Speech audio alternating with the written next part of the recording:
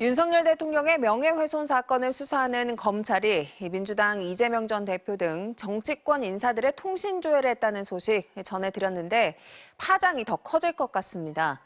MBC 취재기자와 전현직 사장, 또 야당 국회의원과 보좌진 등 대상자가 속속 더 나타난 건데요.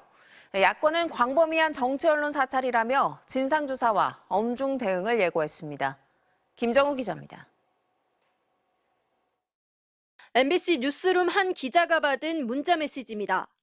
지난 1월 4일 서울중앙지방검찰청이 성명과 전화번호 등 통신 이용자 정보를 수사를 위해 조회했다는 내용입니다. 법적으로 지정된 통보 시한인 7달을 이틀 넘긴 지난 8월 4일 통보를 받았습니다. 이 기자는 윤석열 대통령 명예훼손 혐의 사건 수사를 취재하며 작년 9월부터 신앙림 전 뉴스타파 전문위원과 통화했습니다.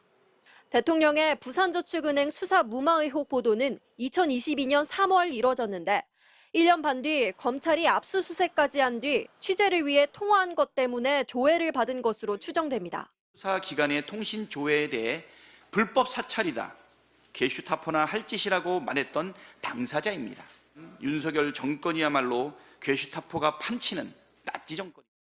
정치권에선 더불어민주당 이재명 전 대표와 추미애 김승원 의원을 포함해 현역 의원과 보좌진 등 모두 수십 명이, 조국혁신당에선 신장식 의원이 통신조회를 통보받은 것으로 파악됐습니다.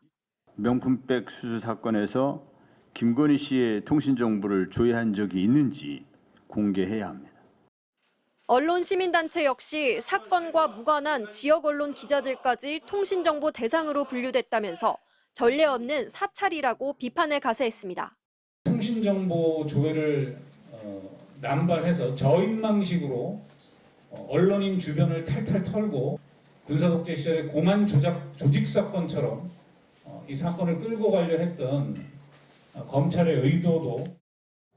민주당과 야권은 검찰의 자료를 요구하는 한편 윤 대통령 명예훼손 수사를 맡았던 강백신 검사의 탄핵소추 청문회에서 통신조회 경위를 따지기로 했습니다. MBC 뉴스 김정우입니다.